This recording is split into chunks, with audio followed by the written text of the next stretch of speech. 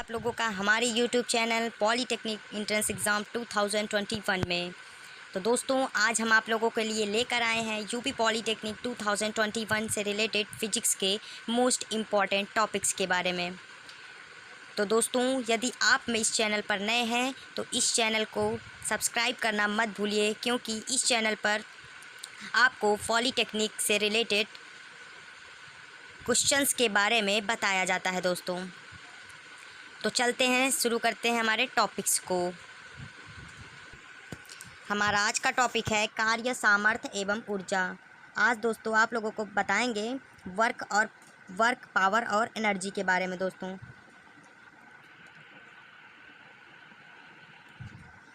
तो हमारा जो पहला टॉपिक है वो है वर्क, जिसे हम कार्य कहते हैं हिंदी में। तो आप लोग देख रहे होंगे जैसा कि किसी वस्तु पर किया गया कार्य वस्तु पर लगाए गए बल तथा बल की दिशा में उत्पन्न विस्थापन के गुणनफल के बराबर होता है। दोस्तों ये बता रहा है जो हमारा W होता है, W अर्थात कार्य होता है, वो लगाया गया बल और बल की दिशा में होने वाला वस्तु का विस्थापन के गुणनफल को हम कार्य कहते हैं। दोस्तों और कार्य को हम लोग W से प्रदर्शित करते हैं। दोस्तों तो हमारा जो फार्मूला बनेगा W बराबर F इंटू यस, जहाँ यस विस्थापन है। दोस्तों वस्तु में कितना विस्थापन हुआ दोस्तों वो हमारा यस बताता है, और यफ हमारा बल को बताता है। दोस्तों आपसे क्वेश्चन पूछ सकता है कि हमारे द्वारा किसी वस्तु पर किया गया कार्य किसके बराबर होता है। तो दोस्तों उसमें 4 ऑप्शन अलग अलग दे दिए होंगे और उसमें से एक ऑप्शन दिया होगा बल तथा बल की दिशा में विस्थापन के गुणनफल के बराबर होता है। तो दोस्तों यही हमारा सही आंसर हो जाएगा। दोस्तों आप इसको ज़रूर याद कर लीजिएगा। दोस्तों W बराबर होता है F इंटू एस। चलते हैं अपने नेक्स्ट की ओर। तो आगे है हमारा, यदि बल लगाने पर वस्तु बल की दिशा में ना चलकर उससे थीटा कोण बनाती हुई यस दूरी तय करती है। तो दोस्तों यहाँ पर बता रहा है अगर मैंने किसी पिंड पर इस तरफ से जोर डाला दोस्तों तो वो वस्तु इधर ना चलकर इधर चलती है। दोस्तों इधर ना चलकर इधर चलती है, अर्थात थीटा कोण बनाते हुए चलती है। दोस्तों तो हमारा जो कार्य किया गया कार्य होगा दोस्तों वो हो जाएगा W बराबर एफ एस कॉस थीटा। दोस्तों क्या हो जाएगा W बराबर एफ एस कॉस थीटा हो जाएगा, जहाँ थीटा बराबर होता है दोस्तों कितना एंगल से कितने एंगल पर दूरी तय करती है। दोस्तों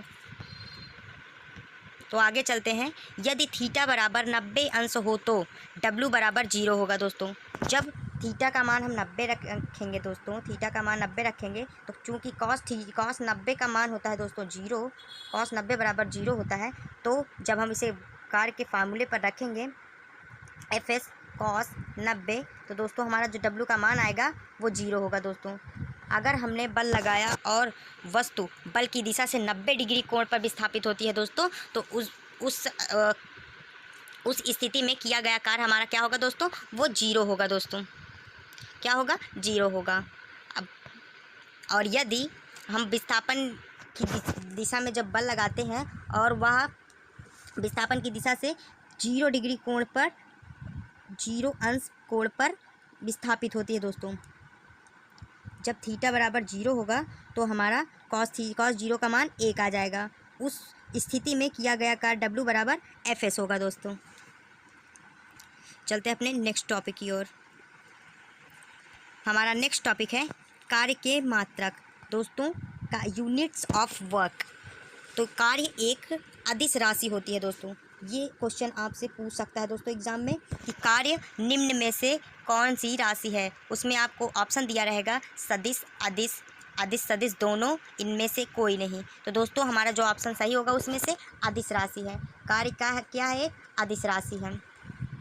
आइए इसके मात्रक के बारे में पढ़ लेते हैं, जो कि परीक्षा के पॉइंट ऑफ व्यू से बहुत ही इम्पॉर्टेंट है। दोस्तों तो जो कार्य का MKS पद्धति में मात्रक होता है दोस्तों वो न्यूटन मीटर अथवा जूल होता है। दोस्तों तो आपसे यहाँ से भी एक क्वेश्चन पूछ सकता है, 1 जूल बराबर होता है, 1 जूल बराबर क्या होता है। दोस्तों तो आपको 4 ऑप्शन दे दिया रहेगा, उसमें से एक ऑप्शन होगा न्यूटन मीटर। तो दोस्तों यही हमारा सही आंसर हो जाएगा। इसको आप याद कर लीजिए। 1 जूल बराबर होता है दोस्तों न्यूटन मीटर। न्यूटन किसका मात्रक है? बल का। और मीटर किसका मात्रक है? विस्थापन का। तो दोस्तों हमारा जो 1 जूल बराबर होगा वो न्यूटन मीटर के बराबर होगा।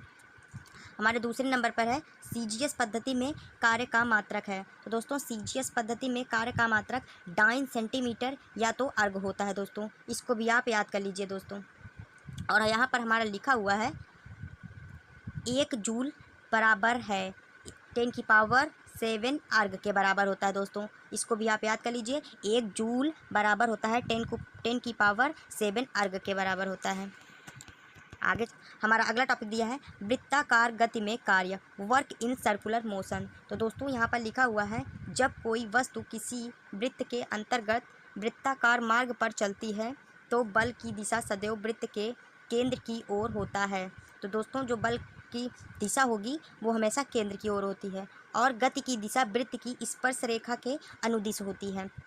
जो वृत्त गति की दिशा होगी वो वृत्त की स्पर्श रेखा के अनुदिश होती है जो बल की दिशा के लंबवत होती है, अतः कोई कार्य नहीं होता है दोस्तों। तो दोस्तों चलिए आपको समझाते हैं ये क्या कह रहा है दोस्तों।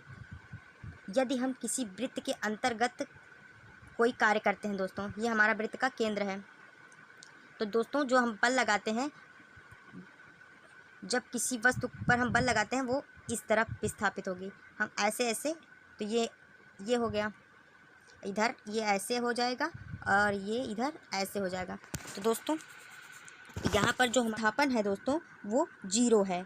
हमारा विस्थापन क्या है दोस्तों? 0। क्योंकि हम जब किसी, मान लीजिए हमने एक लट्टू लिया है, उसको अपने हाथ से एक सर्कुलर मोशन दिया, तो एक सर्कल में तो हमारा विस्थापन तो 0 आएगा, क्योंकि एक सर्कल में घुमाने पर विस्थापन 0 आता है, क्योंकि आप जहाँ से चलेंगे वहीं पर दोबारा आ जाएंगे। तो हमारा द्वारा जो विस्थापन होगा, तय किया गया विस्थापन होता है दोस्तों, वो अंतिम बिंदु माइनस प्रारंभिक बिंदु होता है। तो हमारा अंतिम बिंदु भी वही है और प्रारंभिक बिंदु भी वही है, तो हमारा यहाँ पर विस्थापन जो हो जाएगा वो 0 हो जाएगा। तो जिससे किया गया कार्य W बराबर भी 0 हो जाएगा दोस्तों, F/S। तो जब विस्थापन 0 है तो हमारा कार्य भी 0 हो जाएगा। तो W बराबर 0। अर्थात इसमें से आपसे क्वेश्चन पूछा जा सकता है कि किसी वृत्ताकार गति में किया गया कार्य होता है। तो दोस्तों हमारा जो कार्य होता है वृत्ताकार गति के लिए वो 0 होता है, क्योंकि इसमें हमें कार्य नहीं करना पड़ता। चलते हैं अपने अगले टॉपिक की ओर। हमारा अगला टॉपिक है सामर्थ्य, जिसे हम पावर कहते हैं इंग्लिश में। तो सामर्थ्य हमारा दिया हुआ है किसी कर्ता द्वारा प्रति इकाई समय में किए गए कार्य को शक्ति या सामर्थ्य कहते हैं। अर्थात किसी कार्य को करने की दर को सामर्थ्य कहते हैं दोस्तों। तो कार्य के करने की दर, तो दोस्तों मैंने आपको पहले भी बता दिया है कि जहाँ पर दर आ जाए वहाँ पर अपान में टाइम लिख देते हैं। तो दोस्तों किसके दर को कह रहा है दोस्तों? तो कार्य की दर को कह रहा है। कार्य की दर को हम सामर्थ्य कहते हैं। तो कार्य की दर को तो ऊपर हम W लगा देंगे, W/T, अर्थात सामर्थ्य बराबर हो जाएगा हमारा W/T, वर्क अपॉन टाइम। तो दोस्तों कार्य करने की दर को हम सामर्थ्य कहते हैं, और सामर्थ्य को हम दोस्तों यहाँ पर लिखा हुआ है P से प्रदर्शित करते हैं। किससे प्रदर्शित करते हैं? P से प्रदर्शित करते हैं। P बराबर होता है W/T। ये हमारा सामर्थ्य अर्थात शक्ति का फार्मूला है दोस्तों। हमारा अगला दिया हुआ है यदि कार्य की मात्रा W करने में लगा समय T हो तो सामर्थ्य बराबर किया गया कार्य अपान समय होता है। तो P बराबर W/T। अब हम P बराबर W/T हो गया दोस्तों, और W बराबर होता है हमारा F/S। तो क्या हो जाएगा? F/S/T हो जाएगा दोस्तों। और S/T दूरी बटे समय बराबर होता है वेग।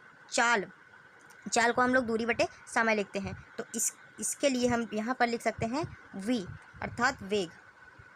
तो हमारा जो फार्मूला बनेगा लास्ट में वो शक्ति का फार्मूला बन गया P बराबर F/V। तो दोस्तों यहाँ पर दिया हुआ है P बराबर F/V।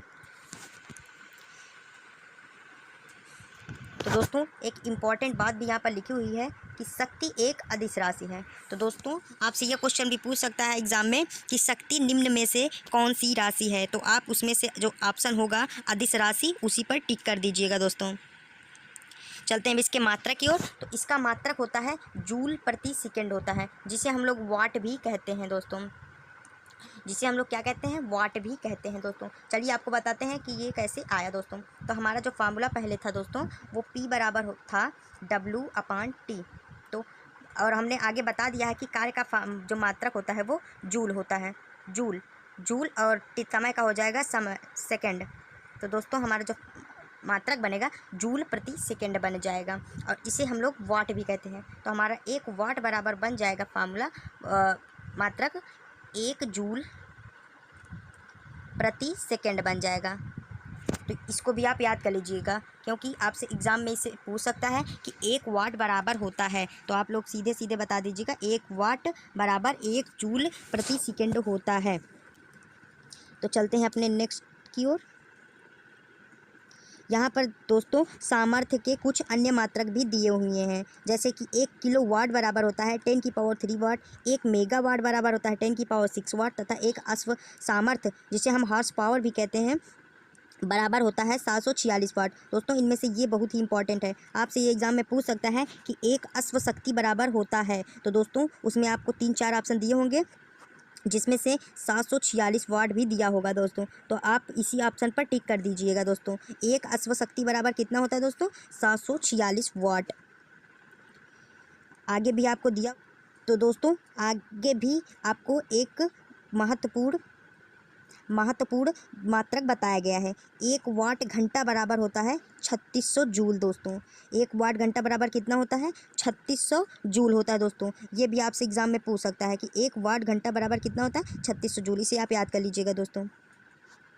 चलते हैं अपने अगले क्वेश्चन, अगले टॉपिक्स की तरफ। हमारा अगला टॉपिक है एनर्जी, जिसे हम हिंदी में ऊर्जा कहते हैं। तो हम जो एनर्जी किसे कहते हैं दोस्तों, चलिए आपको बताते हैं।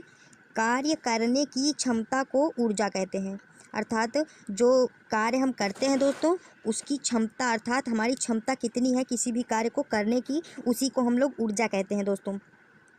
तो हम लोग कार्य करने की क्षमता को क्या कहते हैं, ऊर्जा कहते हैं दोस्तों। इससे भी आपसे एक क्वेश्चन बन सकता है दोस्तों कि कार्य करने की क्षमता को क्या कहते हैं। उसमें आपको एनर्जी दे देगा, कार्य दे देगा और वेग दे देगा, इनमें से कोई नहीं दोस्तों। तो आप उसमें से ऊर्जा टिक करिएगा दोस्तों, क्योंकि कार्य करने की क्षमता को हम लोग ऊर्जा कहते हैं। आगे लिखा हुआ है किसी वस्तु की कुल ऊर्जा कितनी है इसकी माप उसके कार्य करने की क्षमता के पदों में होता है। तो अतः स्पष्ट है कि ऊर्जा का मात्रक वही है जो कार्य का मात्रक है। तो कार्य की भांति ऊर्जा भी एक अदिश राशि है दोस्तों। यहाँ पर बहुत ही इंपॉर्टेंट चीज़ दिया हुआ है, कार्य की भांति ऊर्जा भी एक अदिश राशि है, अर्थात तो कार्य भी हमारा अदिश राशि है दोस्तों, और ऊर्जा भी क्या है हमारी दोस्तों, अदिश राशि है। दोस्तों नीचे दिया हुआ है ऊर्जा के कुछ विभिन्न रूप।